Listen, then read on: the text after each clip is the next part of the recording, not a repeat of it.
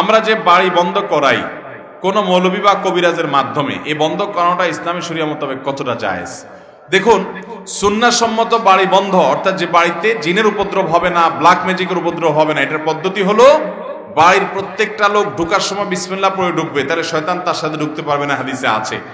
এবং ওই বাড়িতে গান, বাদ্যযন্ত্র, ছবি, প্রাণীর ছবি প্রিন্ট করে টাঙিয়ে রাখা ইত্যাদি এগুলো থাকবে না, তাহলে ইনশাআল্লাহ সেখানে শয়তানের উপস্থিতি থাকবে না।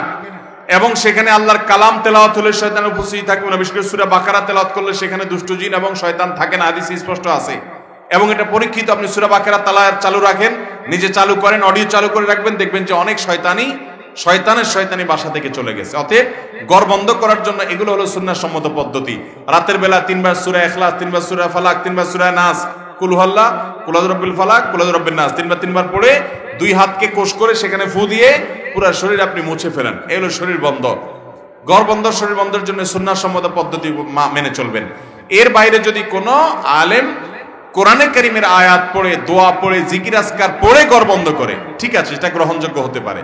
কিন্তু দেখা যায় বিভিন্ন রকমের শিরকি কাজ কাম করে এবং শয়তানের কাছে আশ্রয় নেওয়া হয়। অনেক বাড়ির সামনে, অনেক ঘরের সামনে দেখা যায়, এখন এগুলো অবশ্য কমে গেছে, এক সময় দেখা যেত গরুর 2টা শিং রাখা আছে না নেই?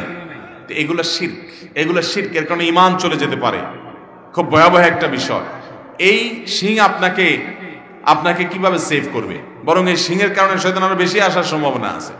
অতএব বিশেষ করে শয়তান পূজারীরা এই জাতীয় জিনিসপত্র রাখে অনেক বেশি। যারা লুসিফার পূজা করে, শয়তান পূজা করে, এই শয়তান পূজারীরা গরুর শিং, গরুর আপনার মাথার খুলি, এই জাতীয় এগুলাকে নিয়ে তারা পুজো করে এবং শয়তানের পাওয়ার তখন তারা পায়। তো এগুলো ঈমান যাওয়ার মতো বিষয়, এগুলো করা যাবে না। ঈমানদার দোয়া দুরূদ পড়বে, জিকির আজকার করবে, আল্লাহর কালাম তেলাওয়াত করবে, আজান দিবে, এর মাধ্যমে ঘর বন্ধ, শরীর বন্ধ সব হবে ইনশাআল্লাহ।